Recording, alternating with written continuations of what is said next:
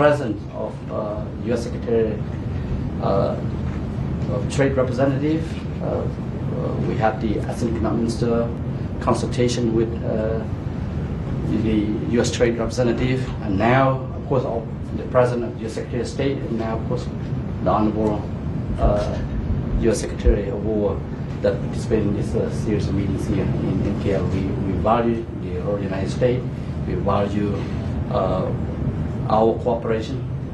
This is the 48 years of our enduring partnership, and 2027 we will celebrate our 50th anniversary of ASEAN-U.S. relations. So thank you very much for this opportunity. Well, thank you very much. Appreciate it. Yeah, there's a great spirit here, and you can feel it. And as President Trump has talked about, thank you. Thank you. Take a couple of questions. Mr. Secretary, on the Caribbean, there are about some 10,000 U.S. forces there. That's more than you need to just strike boats. What is the Pentagon gearing up for that requires such a buildup? Well, we take the security of our hemisphere very seriously, in a way that, frankly, for far too long, previous administrations did not. The Western Hemisphere, our backyard, is important. The security of the American people is important, and we're showing that to the world right now. Narco-terrorists are on notice, and we have multiple ways and multiple platforms from which we can interdict. It's not just in the Caribbean, as people have seen, it's over in the Eastern Pacific as well, all up and down Central and South America. So we welcome the partnership with other nations. We've certainly moved assets to our hemisphere for a long time. Folks got used to U.S. forces only being somewhere else, a far-flung place. President Trump is reviving the idea that our own backyard is significant.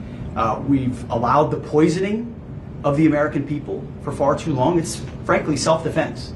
It's self-defense to understand that narco-terrorists, designated terrorist organizations, should not be able to operate with impunity in those waters. So this surge is intentional and ongoing, and we hope that ultimately it clears out, changes the dynamic in our own hemisphere. So I'm obviously not going to talk about the particulars of why troops are where in every circumstance, but they've got a clear mission and they're executing. Mr. Secretary, you're meeting today with the Chinese Defense Minister. Understand that the topic of Taiwan came up. Could you comment on how you feel about the issue of Taiwan in relation to U.S.-China? Well, as I said to Admiral Dong as well, our position on Taiwan remains unchanged. And President Trump has said that as well. But the conversation was constructive. It was candid. I think it's important, military to military, that we have that relationship, and the tone was set at the top. And President Trump has engaged and has a great relationship with Chairman Xi, and Admiral Dong and I believe that we should have the same. So did we agree on everything? No. Did we disagree on some things? Sure. But that kind of constructive conversation, I think, leads to better outcomes, and it was a good meeting. On nuclear testing, what type of testing is the Defense Department tasked with, and how soon? Well, we would work with the Department of Energy, but the President was clear. We need to have a credible nuclear deterrent. That is the baseline of our deterrence. And so having understanding and resuming testing is a pretty responsible, very responsible way to do that. I think it makes nuclear conflict less likely if you know what you have and make sure it operates properly. So it's the right directive. We're moving out quickly, and America will ensure that we have the strongest, most capable nuclear arsenal so that we maintain peace through strength. That's what this is. In every meeting, that's what we talk about, peace through strength. We don't seek conflict with China or any other nation. But the stronger we are, the stronger our alliances are, the more we work with allies in this region and around the world, I think the less likely conflict becomes.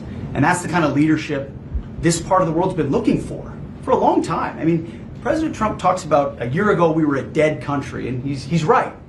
What you're seeing here is a revived spirit of allies and partners that look at an energized America, energized opportunities to work together, and the world takes notice of that. It creates a whole bunch of new opportunities, like we saw with Thailand and Cambodia and other peace deals that he's struck. So across the board, this administration's focused on peace through strength in ways that critics will try to point fingers at. But the president knows exactly why and what he's executing, so do we, and we're proud to do it. So in Korea next week, you will travel to the DMZ. So will there be any message that you would like to deliver to North Korea? Well, the president has said time and time again he's open to discussions at that leader level. Obviously, our alliance with South Korea is long-standing, and I look forward to it'll be my first visit there. And we've got a lot of shared interests about how we look at that threat, but also the threats of the region. So I won't preview what that message will be specifically, and a lot of that is at President Trump's level to determine. But we certainly understand that threat. We're not blind to it. So On the strikes, Ecuador decided not to prosecute one of the survivors of the previous strikes. Did the U.S. have enough evidence to identify that individual as a drug trafficker? And if so, why did the U.S. not try him in court? So we definitely have the evidence. One thing that's been highly misconstrued here is that in some way we don't know precisely who we're striking and why, what those affiliations are, what they're carrying, where they're going. As I've said before, just like Al-Qaeda in the Middle East, we understood that. We know how to map networks and hunt enemies of our country, terrorists, and in this case, that's what's happening. I mentioned this in another meeting too. There were moments in Iraq and Afghanistan where we were fighting terrorists, where we would have to hand those terrorists over to a host nation and believe that they would prosecute them.